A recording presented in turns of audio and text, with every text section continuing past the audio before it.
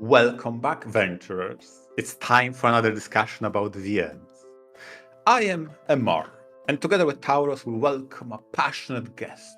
For today, we have lured a VN Let's Player who, in his own words, call himself filthy casual trying to act like he's not one.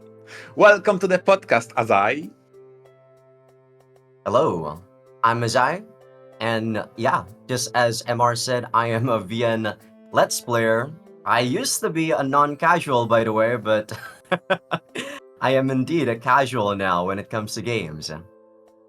hmm Oh no, what do you mean by that? When you say casual or hardcore, what do you mean by that? Well, I used to play rhythm games quite often, and also like FPS, the typical really competitive games that you would show off your skills to other people. But nowadays, I just don't really have that motivation or drive anymore to get to the top and try to show off my skills. hmm No, yeah, that's normal, especially as your tastes change and you get into different types of video games or even different hobbies entirely. That's just a part of getting older and whatnot. But what got you into visual novels, or maybe what got you into anime or the whole weeb hobbies in general? Okay, so what got me into anime was back in 2006, 2007, so back way when I was still in grade school, or maybe about tiny bit into middle school. I was watching, the local TV stuff that they show, probably about maybe Detective Conan, Inuyasha, Dragon Ball, all of those really popular shows.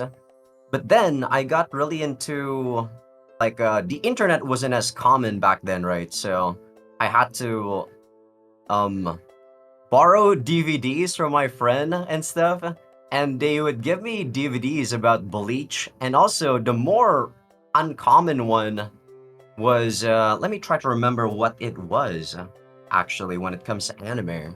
I think it was definitely Death Note that definitely made me start liking anime into something more than just a casual.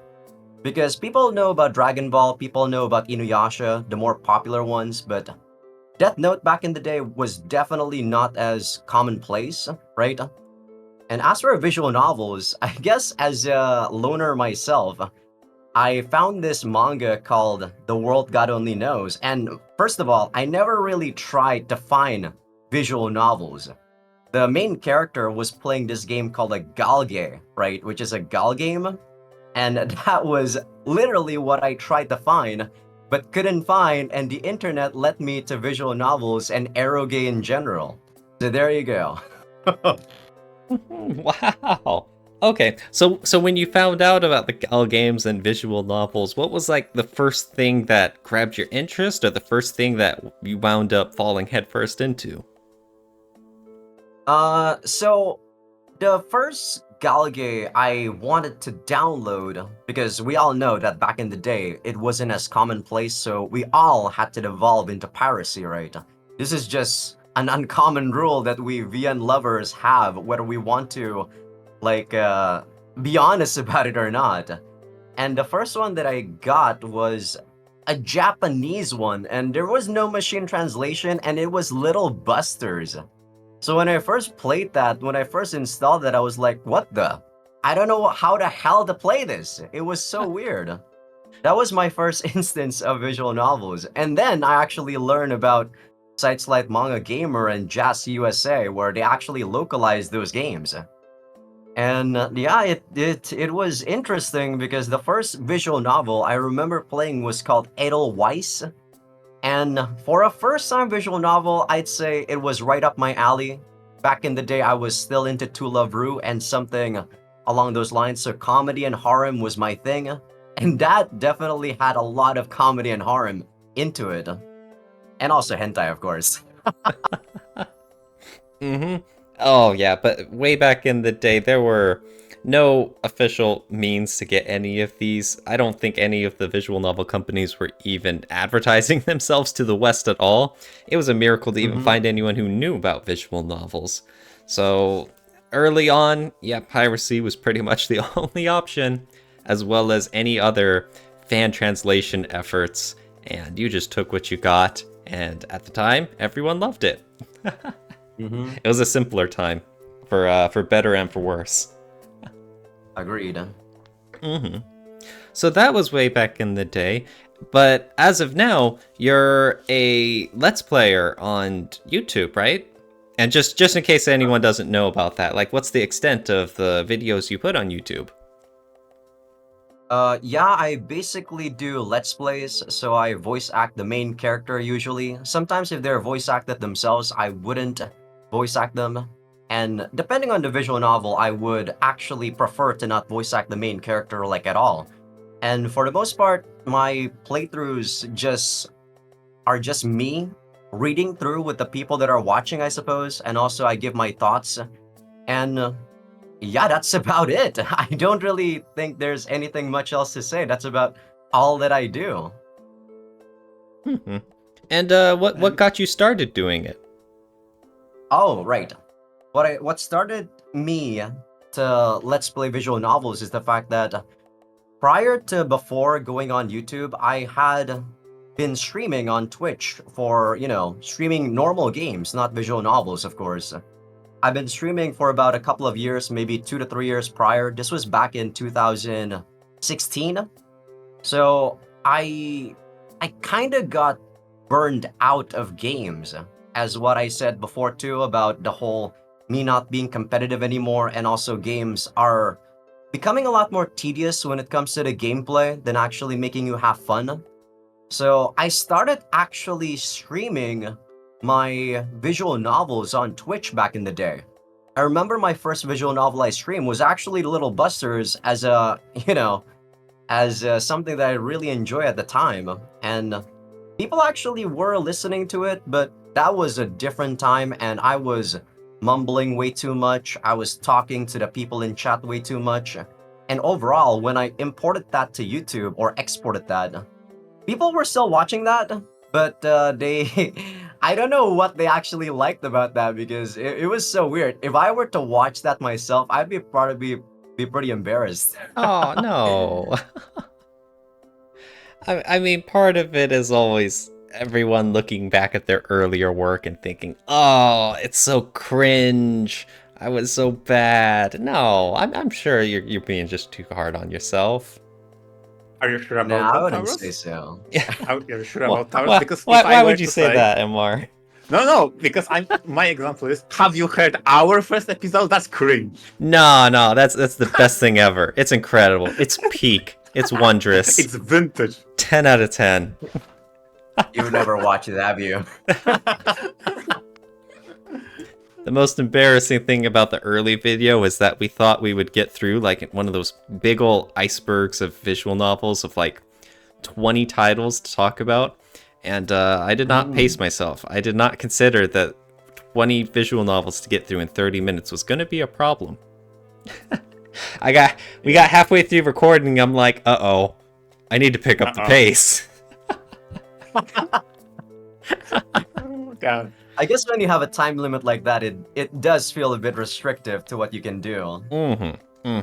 But in your case, you have, tons of episodes, and so when do you stop your videos? When do you get to a stopping point that you think, I think I'll call it here today? Is it like in the chapter spots, or is it just when like your real life stuff comes in, or how does that work? Actually, in my mind, I really dislike cliffhangers and also like, whenever people try to build suspense. So when I do record, I would usually try to aim for about 2 hours for the most part. And if the event or the scene hasn't concluded itself in that 2 hours, I would even extend it to about 2 hours and 30 minutes. But when it comes to my own recording sessions, if I were to feel that the story is at a point where it's at the climax, I would record till I'm satisfied with the conclusion of that event sequence itself. So if I were to record 6 hours, I would do so. That's what I do. But of course, people on YouTube would have to get that cut up into parts, right? I definitely appreciate that approach because your episodes are quite lengthy, and that would be very out to hear at the end of the episode. And what happened next? See you next episode. I agree. I hate that. But I mean, it's effective, right? That's the whole point of why various content creators do that, right? It does, but I don't really try to follow trends and whatnot. That's why, I don't know, I just do my own thing. I don't really try to follow what the visual novel that's currently popular is, what the new visual novel currently is. I just do let's plays based on what people want me to let's play, and that's actually been a positive thing since I've been playing games that have never been on my radar, and they've been pretty much a surprise when it comes to reading what sort of story they're trying to tell. Oh. Are there any things that weren't on your radar, like you said, that you wound up really enjoying? Like any titles in particular? Let me take a look at the recent stuff that I've been doing. Mm-hmm. So for sure, the Princess X playthrough is something that was definitely not on my radar. If I was maybe about 10, not 10 years, maybe like 15 years ago, where I was just playing, like you said, Tauros, where we could play anything that was just given to us as long as it's translated, I wouldn't have mind playing this Monster Girl game. Because I played Monster Girl Quest, and that was actually a pretty interesting experience itself. But yeah, the reason why this wasn't in my radar was that my taste in visual novels just kinda have grown, and I didn't really want to showcase Nukigays on the channel, And they're gonna be a lot more pain to edit out the H scenes anyway. So that was my reasoning. Is that what you do? Like you live like paint out or censor some of the risque scenes? Yes, I really just I don't do any creative things that MR does with the thumbnails and also about maybe some stuff that he does on the side. I just put in a black screen. That's all I do. That's all I do. Literally. If it works, okay? Yeah. Well, anything to keep you safe too, yeah. Mm-hmm. Now, I think you mentioned before that you used to be more prolific on Twitch, and currently you're here on YouTube. And what is the difference? What inspired you to jump ship? So I noticed that on Twitch, while people were still watching the visual novel stuff, like they were kind of in a rush to try to watch me live. Like I have a friend who watches my, like back in the day, back in I believe 2020, I was streaming Boku 10. If you guys don't know, that's the like Angel Utsuge visual novel from, I believe it was from, I forgot the producer that made, or the developer that made Musicus, and also like that Kira. band one. Yeah, Kira, yeah, that producer, yeah. That was made by the same producer and developer, and I was let's playing that on like Twitch live, right? And I was live for about 6 hours, 7 hours a day, and I know for a fact that people can't keep up with that, so they had to watch the VODs, and the next day they would kind of watch the VODs at 2 times speed, and I'm like, just to get in touch so that they can watch the video or watch the stream live, right?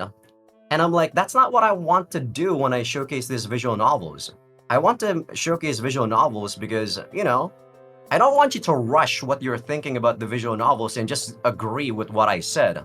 I'm open to discussion, so if what I say about a certain visual novel is not up to your standard, I want you to actually show me your point of view. Tell me why you think that what I think about this visual novel or what this scene is happening is not right. I like it. I want that sort of interaction, and I think it can't happen on Twitch. It can only happen on YouTube, and I've actually enjoyed the switch from Twitch to YouTube from that. Wow, interesting.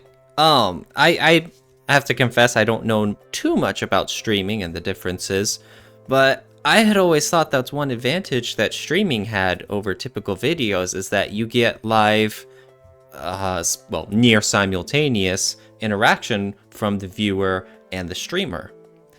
And that's the attitude that you were trying to convey about wanting to create different points of views to argue your perspectives about items. Were you able to, I guess you could say, harness those kinds of discussions on Twitch? or were you limited in some way to do it? Can I build on top of your question, Taurus? Because from what I gathered from Azai, Twitch tends to be, twitchy and a live reaction, a first impression, an immediate feedback. Whereas Azai, from what I understood, and please correct me if I got it wrong, wants the more complete, laid back, the retrospective approach and thinking back on the scene itself after the initial impression wears off. Exactly. You put, I couldn't have said it better myself, MR. That's exactly what I wanted from people, you know? I wanted them to digest what the hell is happening, and I want them to think and contemplate about what the hell is happening, right?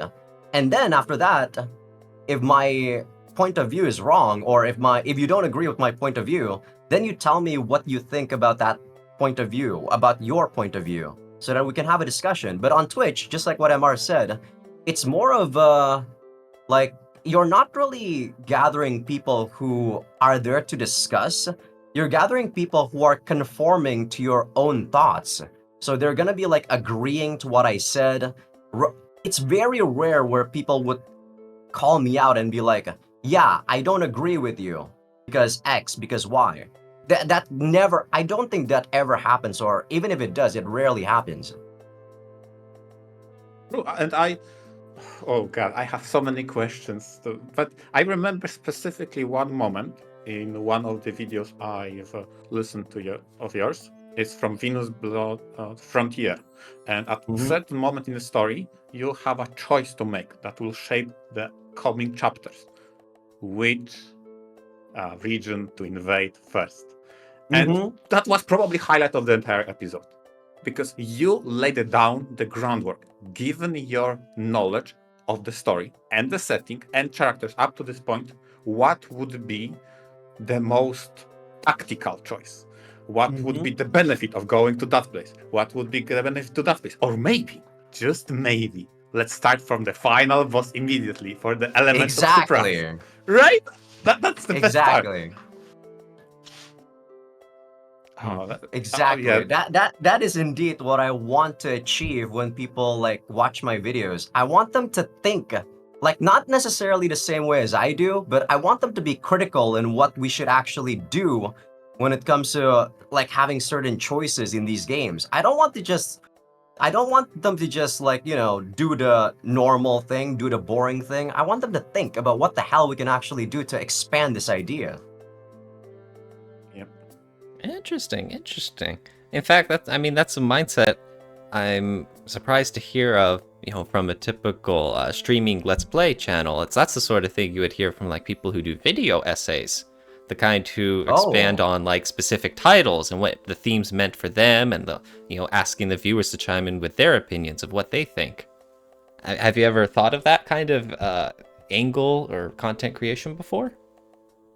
A tiny bit. If you guys have watched, or if you guys have seen my channel, I have played probably all of the Rance games that are English translated, right? So from 01 all the way to Rance 9. And I was sort of thinking about making not really a retrospective, but like a review of whether or not you should play the Rance series, or maybe like just a global like Rance lore video.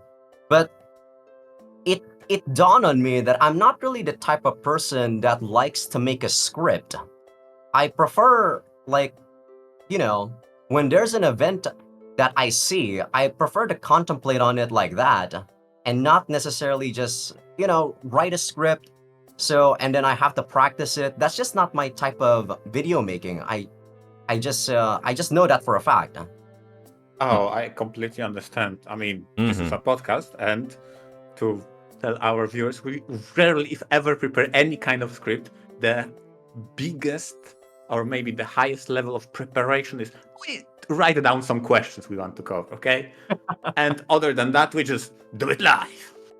Yeah, and that's enjoyable to me. Yeah, I think it is very human to approach, very raw, in certain ways, unfiltered opinions, instead of carefully curated over the course of script refinement. And by the way, there's nothing wrong with that. I have a huge respect for people who do that and go very deep. We had plenty of time ads on this podcast, and he is known for analytical pieces, and he calls himself essayist because of that. So there's room for that. But for me personally, I resonate more with Azai about the raw but contemplative approach to discussion.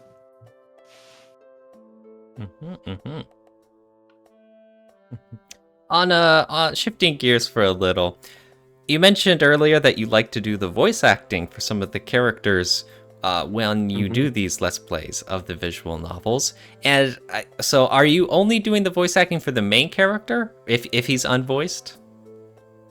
Yes, I only do it for the main character. At first, I kinda, like, during my very first, like, rants video, I was contemplating whether or not I should be voice acting, like, everyone, but I realized that, one, it was way too much work, and two, I have to make a distinguishing voice for different characters, and I'm like, yeah, I don't think I have it in me to do that. Yeah, I was Yeah. about And to three, say. Yeah. Oh, yeah. and three, the last one, this detracts me from actually, being able to, like, personify the main character, right? I want to be the main character. I want to try to be thinking as him. So if I were to voice act everyone else, I feel like I would be not as him. I would be just, all of these thought bubbles on the game. That's a very interesting take you just mentioned. How does it relate to reading narration? Because The as you said, narration? Okay. yeah. So you specify that you like to voice act and get into a character, and to name Venus Blood Frontier because that's probably the one let's play I've listened to the most from you. You had a moment, a kind of epiphany, that okay, now I can get into that character. When you finally, after a couple of chapters or episodes, you got into the character. Said, okay, now I can read him. What makes that approach of reading main character from reading a narration? So that means in the VNs, there sometimes are descriptions that aren't spoken by any character whatsoever, but rather something that describes a scene. So the narration, that's what I meant. Mm-hmm. Do you When read it that? comes to Do the you skip it narration, completely? I read them. I read them because for the most part, it might not necessarily be the narration that the character himself is thinking, right? It's different from a Yeah, monologue. But exactly. Yeah. mhm. But I do think it gives you details on what it is that's happening, not just for the main character, what it is that's happening for the other characters too, right? Yeah. That's also the reason why I read them, because I want to slowly, like, understand what the narration is trying to say, not just like, yeah, this. I'm basically trying to say it's important. That's why I read them, and I try to, like, it's part of the thing where I said about contemplative thinking thing. When I read it, I digest it, and then I think. Okay. But from your point about the main characters, I thought Mm-hmm. maybe narration requires a different, I wouldn't say cadence, or maybe the narration style of maybe you reading it differently. Otherwise, it blends in with the main character. That was my point. Oh, okay. That's true. A lot of the narration sometimes does blend in with, like, trying to visualize what the characters are doing. Or sometimes, like, I kid you not, sometimes it's very hard for me to distinguish whether a narration is made by a third party, or as in, like, a third person perspective like I am, or if it's by first person as in the main character itself. It's very hard to distinguish. So you make a very good point there. Yeah, because more often than not, when I listen to your episodes, I do that in the background. So thankfully, I know that title. I've played Venus Blood Frontier. So whenever you're not speaking, I hear in Japanese characters. I'm like, okay, I kind of remember what they were talking about, even though I don't understand Japanese. Mm-hmm. But then it comes to your speaking parts. I'm like, wait, did this is is it something that main character said, or is it narration? I had to always sort in my mind. Which one is it? Okay. Yeah, it's the reason why I still read it is just because it's important. Whether or not it's Yeah. from the main character's perspective, or whether it's actually from the narration from, the narrator, I don't really think too deeply on that, but all I Right. know is that that particular text is usually very important. Sure. And even though I have few questions to prepare, I will, funnily enough and uniquely, answer one question of your own, Azai. Because in the most recent update, you Okay. made a very interesting question because you said, how do you guys find me? So let me tell you. Okay. So let me tell. So, for one reason or another, because I'm involved in the Kickstarter for the newest Ragnarok, I wanted to research Venus Blood Frontier. And I just so happened to stumble upon your video on YouTube.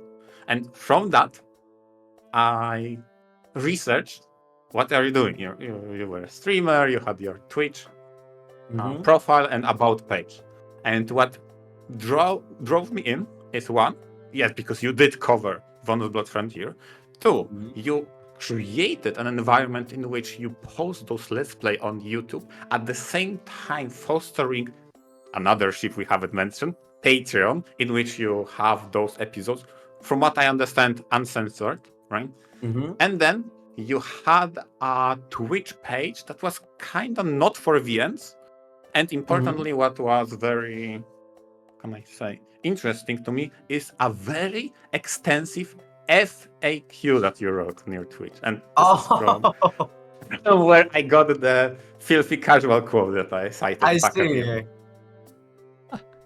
MR That's very wholesome FAQ. running the deep investigations into Oh, his damn, socials. yeah.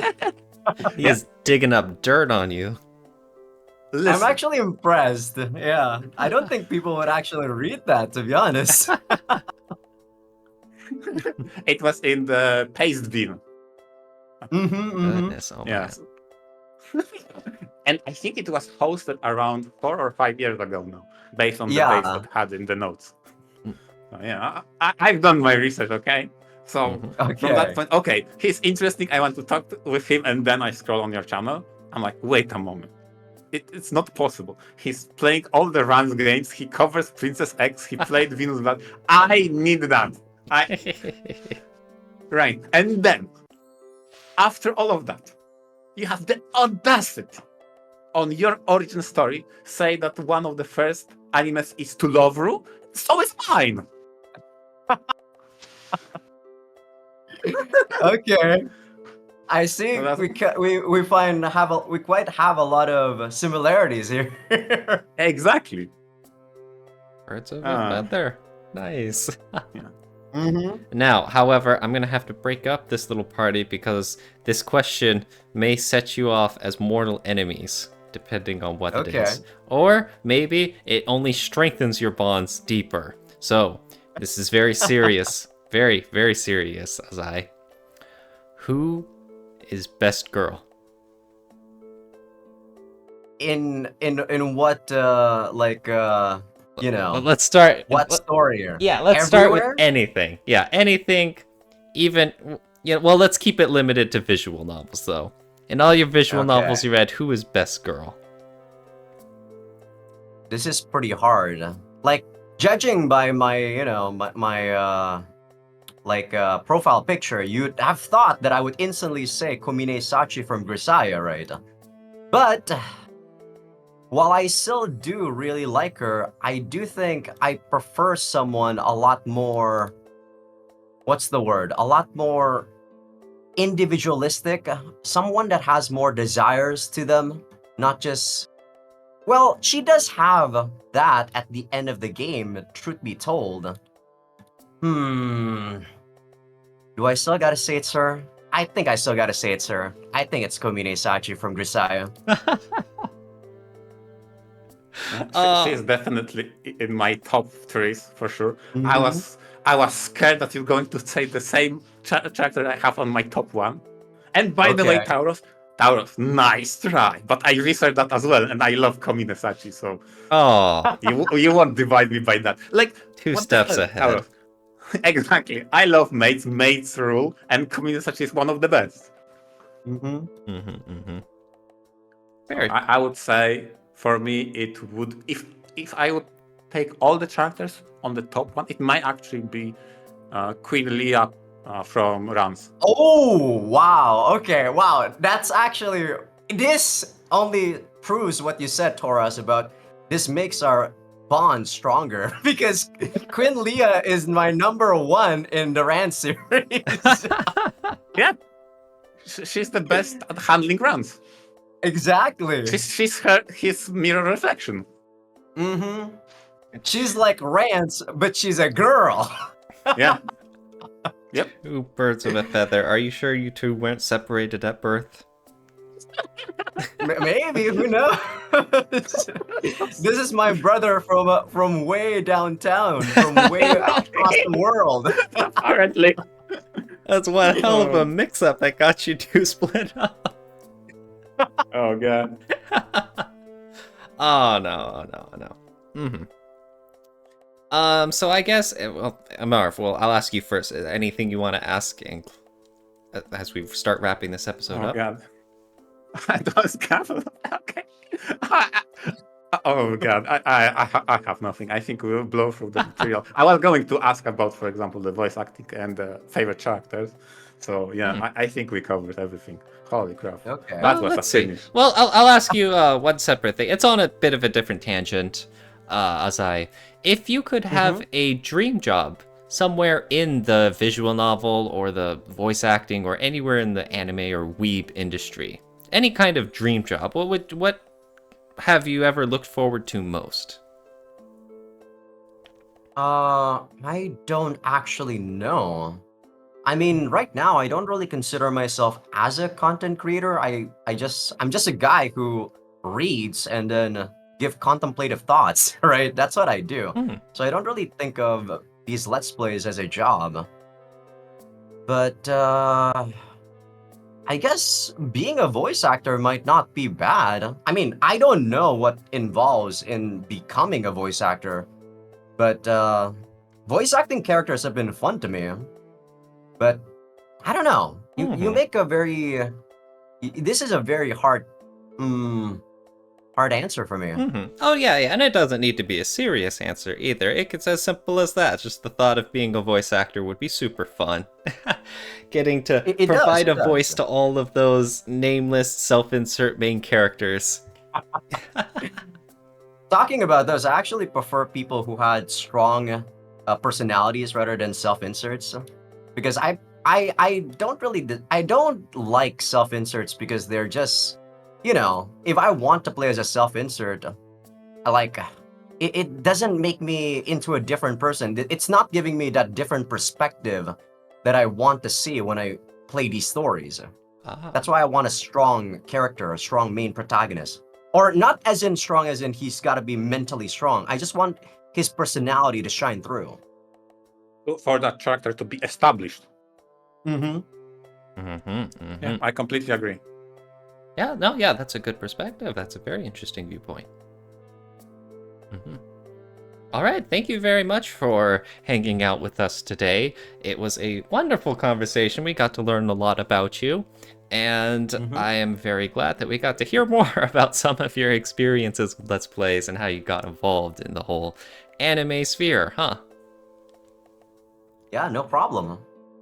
Yeah, thank you very much, Azai, for tuning in. It was a pleasure, especially since I had an inclination we may agree on certain things. I did not, I did not expect to what extent, but it was definitely a delight. And the same thanks for all our listeners. And with that, venture out. Venture out.